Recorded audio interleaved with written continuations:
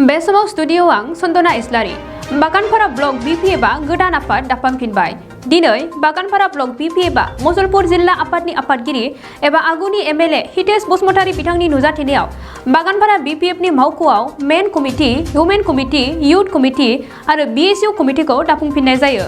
बे गोदानै दाजानाय कमिटियाव बिबान होजायो फारि मेन कमिटियाव आफादगिरि महरै सगेन दास आरो नेहाथारि महरै सतन रामसियारिखौ, वुमेन कमिटियाव आफादगिरि महरै मुस्रि मन्दिरा मुसाहारि आरो नेहाथारि महरै माखुनि बसुमतारी बिथांमोननो बिबान होनाय जायो। लोगोसे युथ आरो बिएसइउ कमिटियाव फारियै दीपक बर'खौ आफादगिरि, सोगोमसार बर'खौ नेहाथारि आरो दीपज्योति मुसाहारिखौ आफादगिरि, मार फारुक आलीखौ नेहाथारि बिबान होनानै दाफुंना लानाय जायो। मुसलपुरनिफ्राय दिबाजुराम गयारिनि खौरां। थांनाय बिसायख'थिनि उनाव जिल्ला committee, block committee, primary committee गासिबखौबो जोङो गोदानै दाफामफिननाय दलखौ जाहाथे जोङो शक्तिशालि खालामनो हायो बिनि जुनै जोङो केन्द्र जोंहा सेन्ट्रेल कमिटिनि माने बिथोन दंमोन।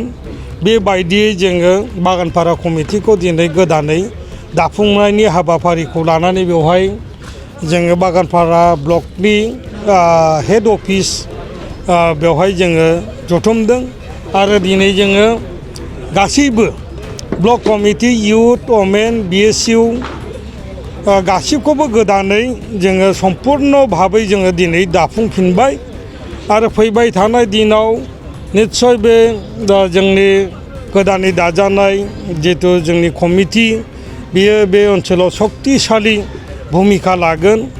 आं बेखौ आंहा फोथायनाय दङ, खारन बिपिएफआ शक्तिशालिखा आरो जोङो अन्यान्य दलनिख्रुइ जोङो बांसिन अनजिमा लानानै देरहानो हादोंमोन।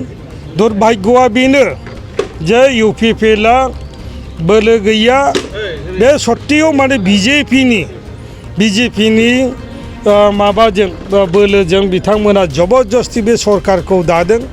बे सरकारा जे रायजोनि उन्नति खालामनो हानाय नङा आरो बे सरकारा जिखिनि रायजोफोरनो खोथा बाथ्रा होदों बेफोर खोथाखौ दिनै 1 बोसोर जानो सम जाबाय।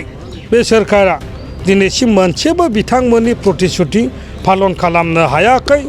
गतिके रायजोआ बे इउपिपिएल सरकार अर्थात बिजेपि, इउपिपिएल, जिएसपि, एजिपिनि जिथु सरकार बे सरकारनि सायाव दिनै आस्था गोमालांबाय। आरोबाव गोदानै बिपिएफखौनो जे दिनै रायजोआ लुबैफिनदों बेखौ जोङो नुनो मोनदों। गोजोनथाव खौरां। गोजोननि नोगोर क'क्राझाराव थानाय बाजार इन्डिया आरो एमआरएम हस्पिटाल साखाथियाव बड'लेण्ड थेरापिस्ट सेन्टाराव थुब्ला ब्रह्मआ गुबुन गुबुन रोखोमनि सानाय सुनाय गोनां सुबुंफोरनि थाखाय फाहामथाय होनाय जायो। जेरै जान्जि सानाय, हान्थु सानाय, गोदोना सानाय, आदै सानाय, आफादावदै सानाय, जानजि जरा सानाय, खर' सानाय, सिनस्रि जरा सानाय बैफोरबायदि सुबुंफोरनि सानायफोरखौ फाहामथाय होबोगासिनो दं। सोरबाफोर बे बेरामाव गोग्लैनाय सुबुंफोरा बे खाबुखौ लानो हागोन। गोबां मिन्थिनो थाखाय नैबे जानबुं नङाव फन खालाम 9974030738।